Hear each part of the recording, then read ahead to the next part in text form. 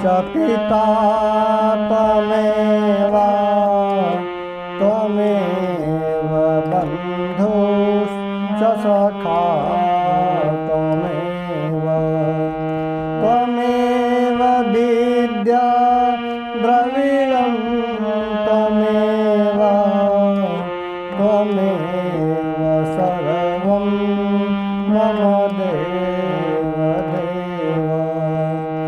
अब आप लोग अपने अपने गुरु को नमन करेंगे जिनसे आप लोगों ने दीक्षा लिया है। जो लोग किसी गुरु से दीक्षा नहीं लिए हैं वे लोग भगवान भोलेनाथ को अपना गुरु समझ करके उनको नमन करेंगे। गुरु ब्रह्मा गुरु विष्णु गुरु देव महेश्वर गुरु साक्षात परम ब्रह्म तस्मै श्री गुरुवे नमः। आज हम लोग श्री रामचरितमानस के उत्तर कांड का दोहा संख्या 51 से 55 का हिंदी अर्थ के साथ में श्रवण करेंगे। जो प्रेमीगण भक्तगण श्रद्धा प्रेम पूर्वक स्वच्छ मन से पवित्र हृदय से श्री रामचरितमानस का पाठ का श्रवण करेंगे, न केवल प्रभु श्री राम जी की कृपा बल्कि हनुमान जी की भी कृपा और साथ में भगवान भोलेनाथ की भी कृपा होती है। इसीलिए श्री रामचरितमानस का पाठ ध्यानपूर्वक श्रवण करना चाहिए।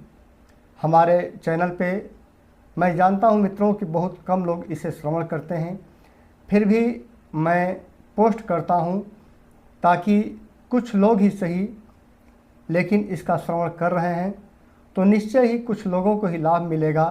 क्योंकि इस सांसारिक दुनिया में श्री राम कथा को, श्री राम की महिमा को समझने वाला, समय देने वाला उनके लिए बहुत कम लोग हैं।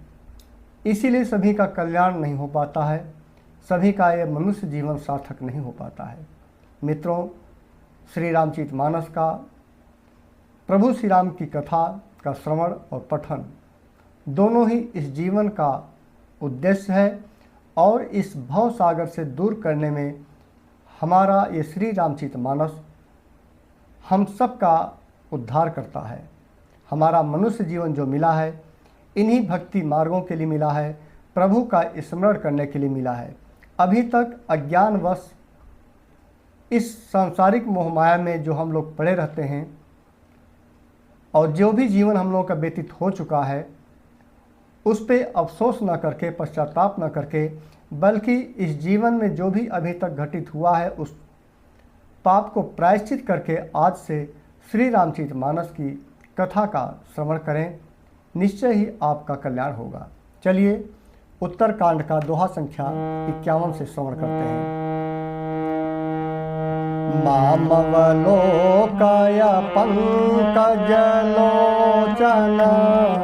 कृपा विलोकनि शोच विमोचन नीलतामरस श्याम कामयरि हृदय कंज मकरंद मधुप हरि।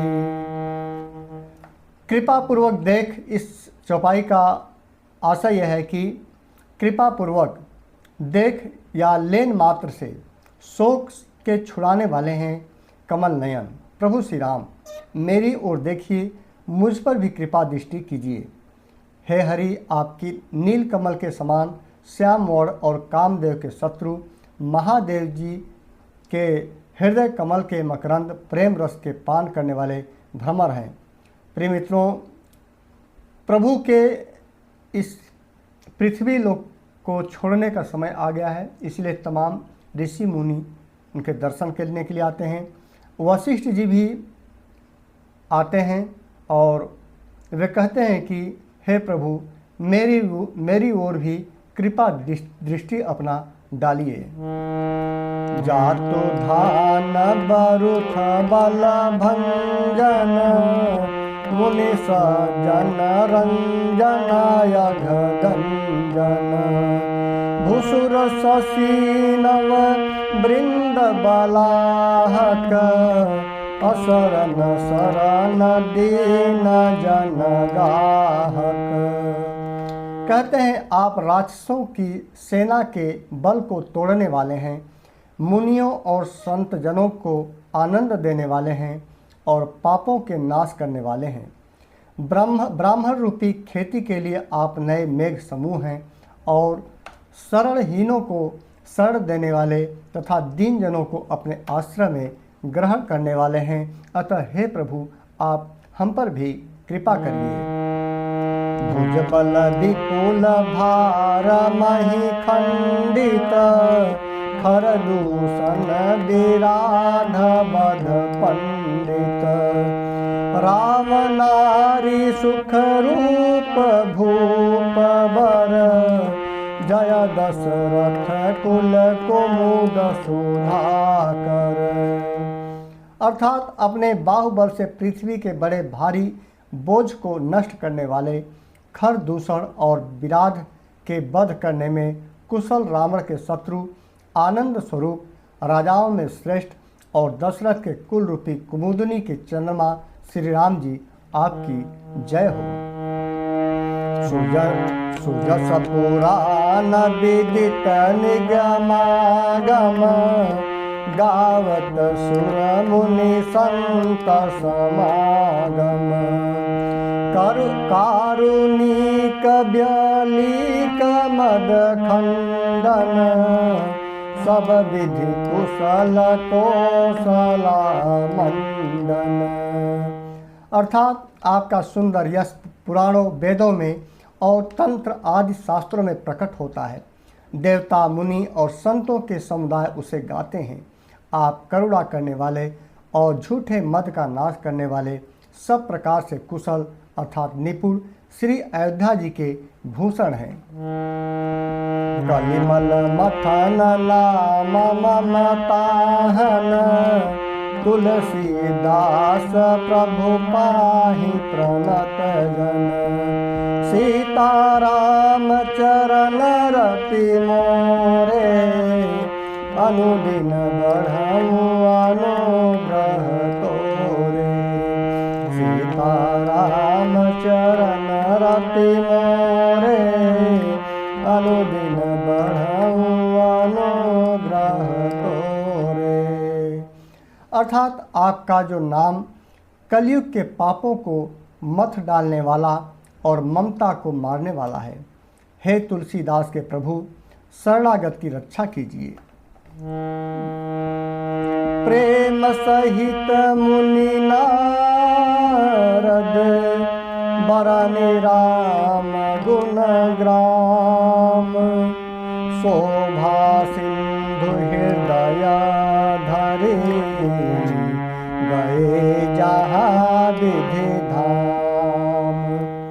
अर्थात श्री रामचंद्र जी के गुण समूहों को प्रेम पूर्वक वर्णन करके मुनि नारद जी शोभा के समुद्र प्रभु को हृदय में धरकर जहाँ ब्रह्मलोक हैं वहाँ चले गए।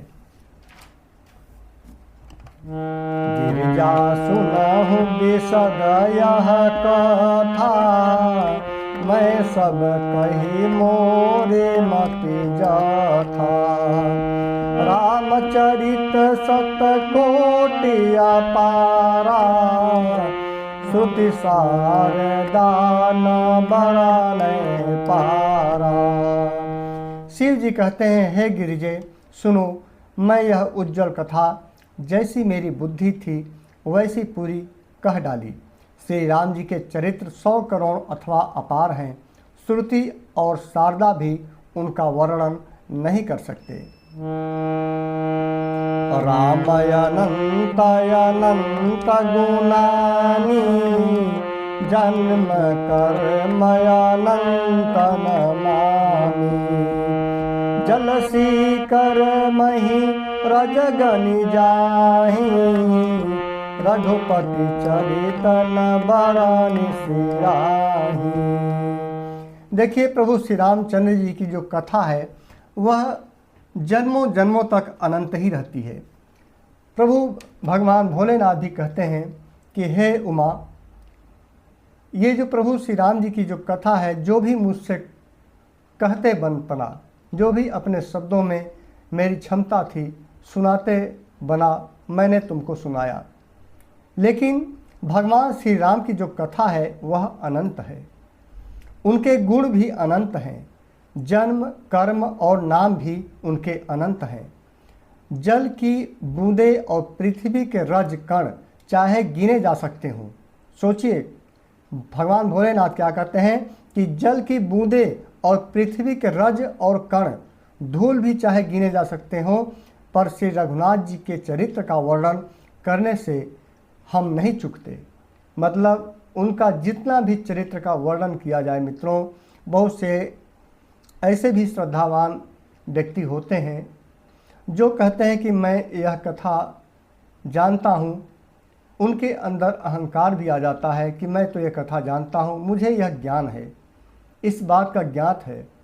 लेकिन मित्रों, श्री राम कथा चाहे जितनी बार भी श्रवण करिए, यदि आप उसी कथा को अलग अलग संत महात्माओं से श्रवण करते रहेंगे तो नित्य नई बात आपके समक्ष हमेशा आती रहेगी। और यही नहीं, आपके हृदय में भी कुछ नई नई बातें उत्पन्न होती रहेंगी, कुछ नई नई प्रेरणाएं आपके अंदर आती रहेंगी, और क्रमशः यह मनुष्य जीवन जो आपका अवतार हुआ है, आपका हृदय स्वच्छ होता जाएगा प्रतिदिन। और जितना आप कथा का श्रवण करेंगे, जितना श्री रामचरितमानस का पठन करेंगे, श्रवण करेंगे, उतना ही ज़्यादा आपका हृदय पवित्र होगा और प्रभु के श्री चरणों में आपका भक्तिमय हृदय बन जाएगा और मन भी लगेगा। इसीलिए जितना भी हो सके कथा का श्रवण करना चाहिए। विमल कथा हरि पद दायनी, भगति होई सुनि अनपायनी। उमा कहूँ सब कथा सुहाई, जो भूसुंडी खगपते सुनाई। उमा कहती हैं, यह पवित्र कथा भगवान के परम पद को देने वाली है, इसके सुनने से अविचल भक्ति प्राप्त होती है। हे उमा, भगवान भोलेनाथ कहते हैं, हे उमा, मैंने वह सब सुंदर कथा कही जो काक भुसुंडी जी ने गरुड़ जी को सुनाई थी। तो देखिए, काक भुसुंडी जी ने भी इस कथा को श्रवण करवाया था। इधर भगवान भोलेनाथ भी उमा को, माता पार्वती को श्रवण कराते हैं। और ऐसे ही आज तक ये कथाओं का श्रवण का जो क्रम है, जो परंपरा है, चली आ रही है। कछुत राम गुण कहूँ बखानी, अब का कहूँ सो कहूँ भवानी। सुनि शुभ कथा उमा हरसानी, बोली अति विनीत मृदुबानी। मैंने श्री राम जी के कुछ थोड़े से गुण बखान कर कहे हैं। शंकर जी कहते हैं कि मैंने श्री राम जी के कुछ ही थोड़े बहुत गुण बखान कर कहे हैं। हे भवानी, सो कहो अब और क्या कहूँ। श्री राम जी की मंगलमयी कथा सुनकर पार्वती जी हर्षित हो गईं, आनंदित हुई और अत्यंत विनम्र तथा कोमल वाणी से बोली। क्या बोलती हैं? धन्य धन्य मैं धन्य पुरारी, सुनऊ राम गुण भव भयहारी। धन्य धन्य मैं धन्य पुरारी, सुनऊ राम गुण भव भयहारी। सीताराम चरण रति मोरे, अनुदिन बढ़ऊ अनुग्रह तोरे। पार्वती जी कहती हैं भगवान भोलेनाथ से कि हे त्रिपुरारी, मैं धन्य हो गई हूँ, धन्य धन्य हो गई हूँ जो मैंने जन्म मृत्यु के भय को हरण करने वाले श्री राम जी के चरित्र वाले गुण सुने और उनकी महिमा का जो आपने बखान किया, मैं उसे श्रवण करके धन्य हो गई हूँ। तुम्हारी कृपा कृपायतन अब कृत कीर्तन मोह, जाने राम प्रताप प्रभु चिदानंद संदोह। अतः हे कृपाधाम, अब आपकी कृपा से मैं कृतकृत्य हो गई हूँ। अब मुझे मोह नहीं रह गया। हे प्रभु, मैं सच्चिदानंद घन प्रभु श्री राम जी के प्रताप को जान चुकी हूँ।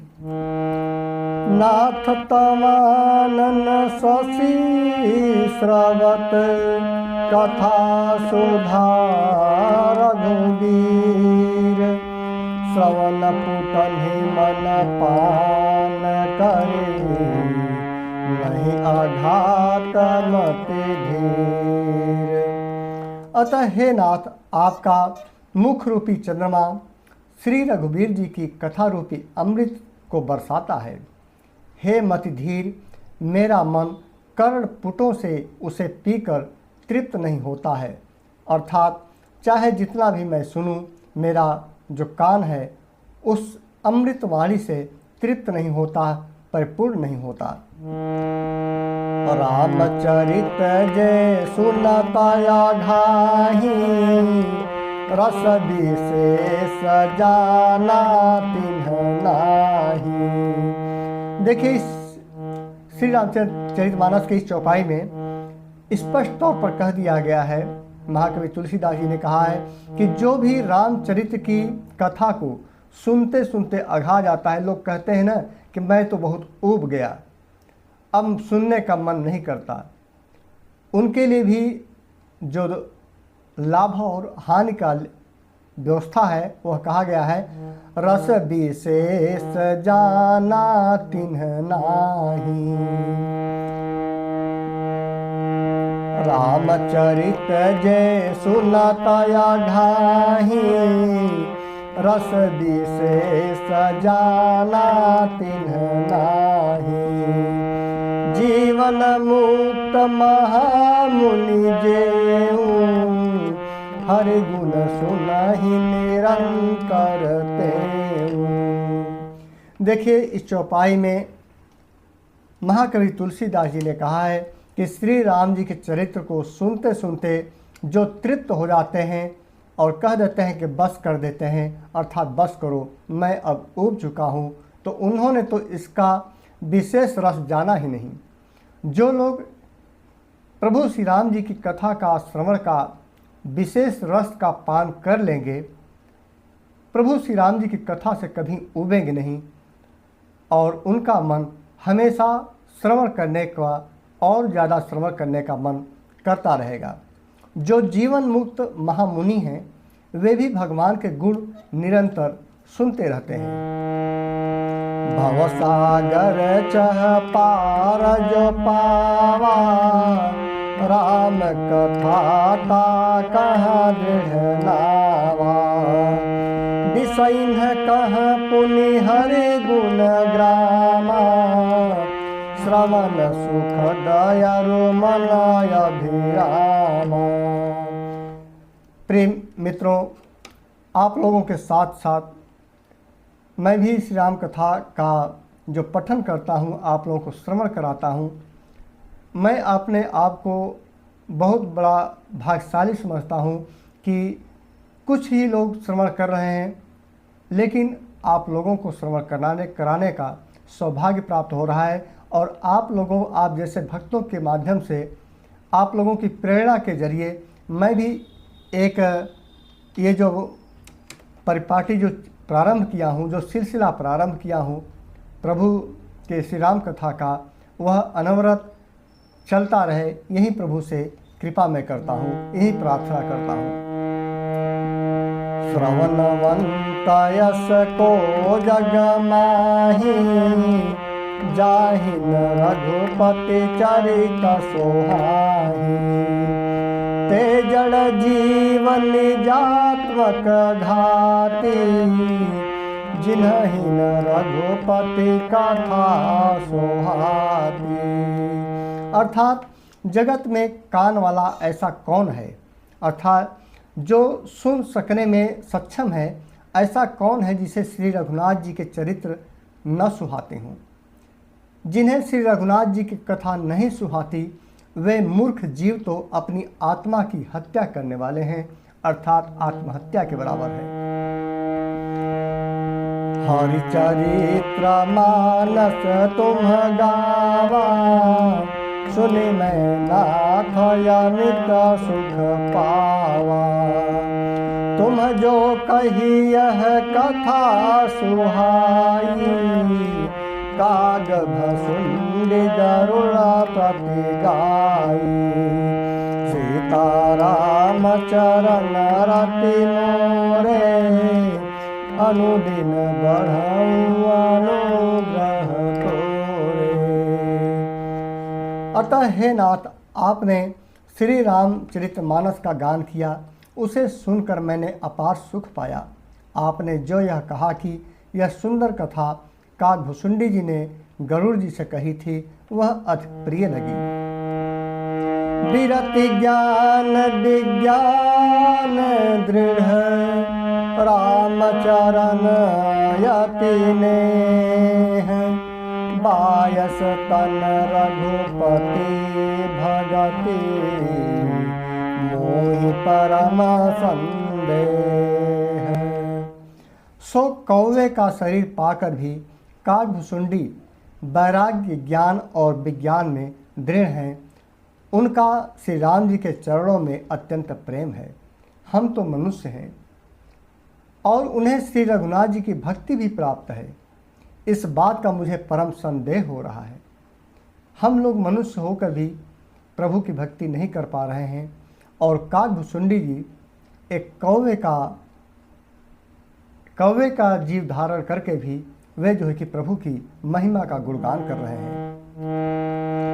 नरसहस्रमः सुनहु पुरारी, कौवे कहोई धर्म व्रतधारी। धर्मशील कोटिक मह कोई, विषय विमुख विरागरत होई। अतः हे त्रिपुरारी सुनिए, हजारों मनुष्यों में कोई एक धर्म के व्रत का धारण करने वाला होता है और करोड़ों धर्मात्माओं में कोई एक विषय से विमुख अर्थात विषयों का त्यागी और वैराग्य परायण होता है। कोटि विरक्त मध्य श्रुति कहाई, सम्यक ज्ञान सकित कोलहाई। ज्ञानवंत कोटिक मह कोई, जीवन मुक्त सकित जग सोई। श्रुति कहती है कि करोड़ों विरक्तों में कोई एक ही सम्यक अर्थात यथार्थ ज्ञान को प्राप्त करता है और करोड़ों ज्ञानियों में कोई एक ही जीवन मुक्त होता है। जगत में कोई बिरला ही ऐसा जीवन मुक्त होगा।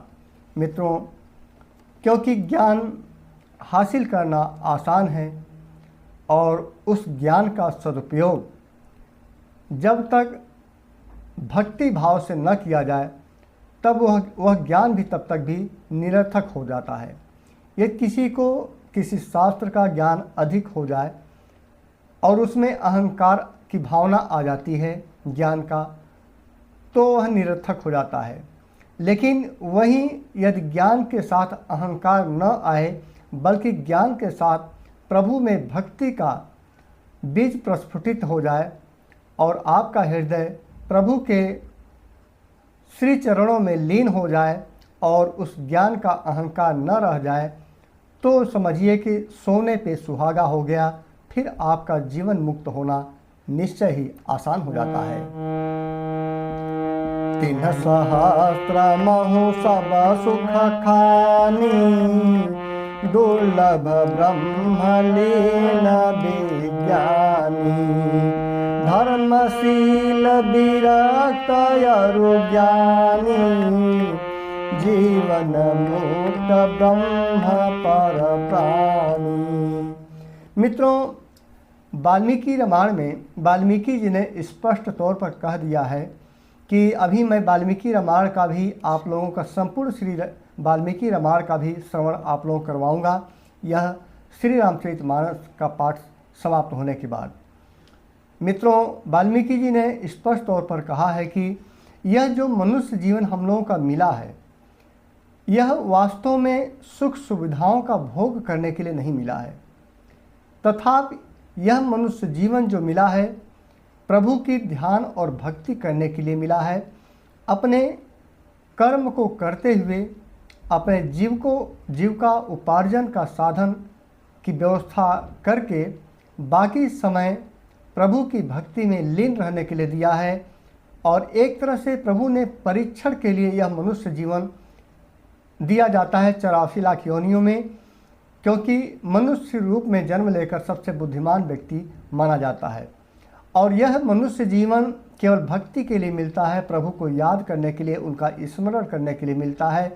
फिर भी इस मनुष्य जीवन का हम लोग प्रभु की भक्ति में लीन न लगा करके अपनी सुख सुविधाओं में की प्राप्ति में लीन रहते हैं, और इसलिए इस सांसारिक भाव सागर से हम लोग निकल नहीं पाते हैं। वाल्मीकि जी ने वाल्मीकि रामायण में कहा है कि यह मनुष्य जीवन हमें भव सागर से 84 लाख योनियों से 84 लाख योनि के रूप में जो ये भव सागर है उससे निकलने के लिए, उससे तृप्त करने के लिए, उससे मुक्ति पाने के लिए यह मनुष्य जीवन हमें मिलता है। यह मनुष्य जीवन का हम दुरुपयोग करते हैं तब फिर से हमें उसी 84 लाख योनियों में भ्रमण करना होता है।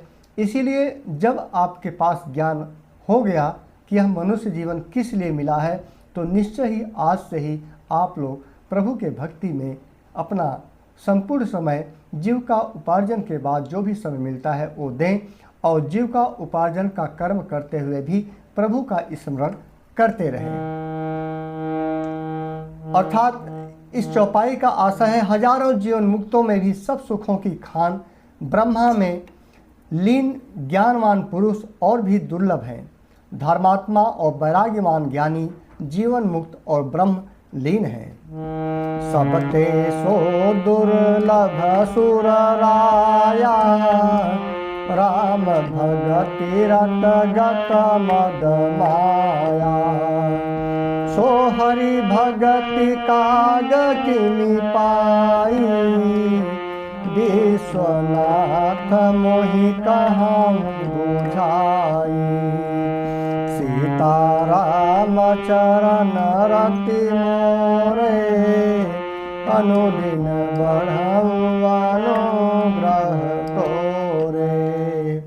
अर्थात इन सब में भी हे देवाधिदेव महादेव जी, वह प्राणी अत्यंत दुर्लभ है जो मद और माया से सहित होकर श्री राम जी की भक्ति के परायण हो। हे विश्वनाथ, ऐसी दुर्लभ हरि भक्ति को कौवा कैसे पा सकता है? ये माता पार्वती जी भगवान भोलेनाथ से कहती हैं कि जो मनुष्यों के लिए भी दुर्लभ है वह एक कौवा अर्थात कागभुसुंडी जी कैसे प्राप्त कर सकते हैं। राम परायण ज्ञान रत, गुनागार मति धीर। राम परायण ज्ञान रत, गुनागार मति धीर। नाथ कहूँ तेहि कारण, पायऊ काट शरीर। देखिए माता जी पूछती हैं, हे नाथ कहिए ऐसे गुण रहस्य को हमको बताइए कि श्री राम परायण ज्ञान निरत गुण धाम और धीर बुद्धि भुसुंडी जी ने कौवे का शरीर किस प्रकार और किस कारण से पाया। अब कागभुसुंडी की कथा का यहाँ श्रवण कराते हैं। यह प्रभु चरित पवित्र सुहावा, कहूँ कृपाल काग कह पावा। तुम्हें कहीं भांति सुना मद नारी, कहूँ मोहि अति कौतुक भारी। कहते हैं कि हे कृपालु, माता जी पूछती हैं माता पार्वती कि हे कृपालु बताइए, उस कौवे ने प्रभु का यह पवित्र और सुंदर चरित्र कहाँ पाया? और हे कामदेव के शत्रु, यह भी बताइए आपने इसे किस प्रकार सुना? मुझे बड़ा भारी कौतूहल हो रहा है, अर्थात जानने की जिज्ञासा हो रही है। गरुड़ महाज्ञानी गुण राशि, हरि सेवक यति निकट निवासी। कहीं कहीं हेतु काग सन जाई, सुनी कथा मुनि निकर बिहाई। गरुड़ जी तो महान ज्ञानी, सद्गुणों की रास, श्री हरि के सेवक और उनके अत्यंत निकट रहने वाले उनके वाहन ही हैं। उन्होंने मुनियों के समूह को छोड़कर कौवे से जाकर हरि कथा किस कारण से सुनी?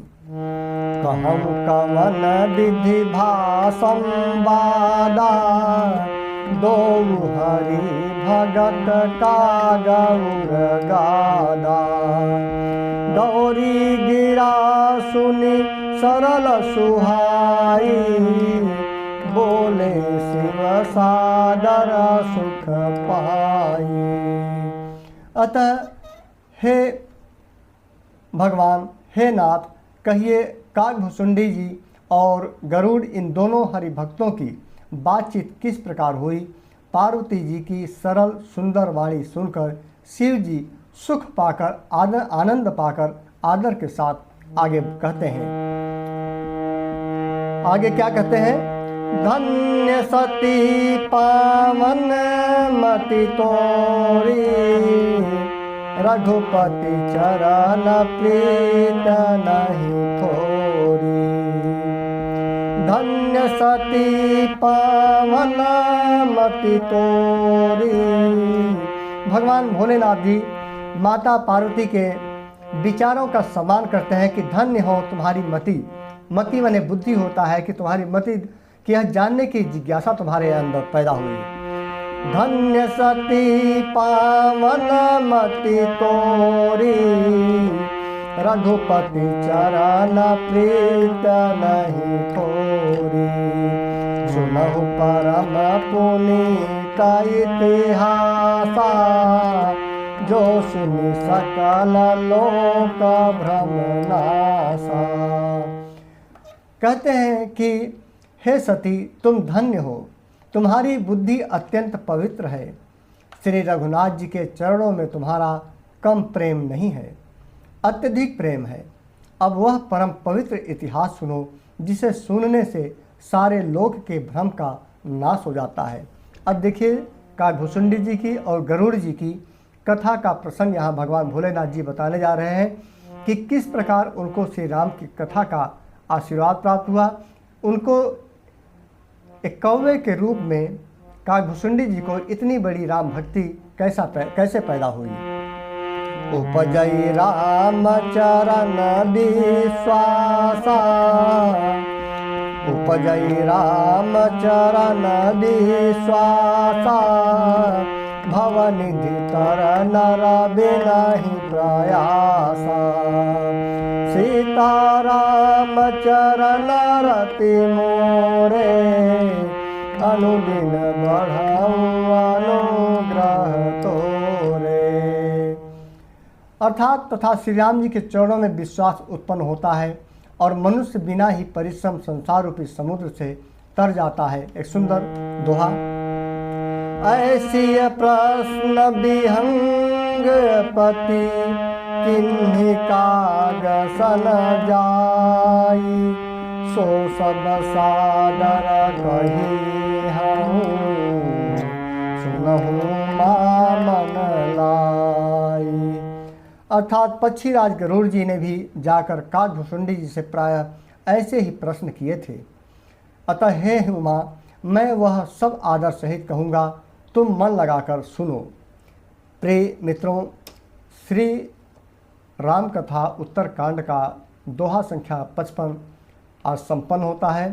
काकभुसुंडी और गरुड़ जी की कथा का श्रवण हम लोग कल के प्रसंग में करेंगे। जय श्री राम।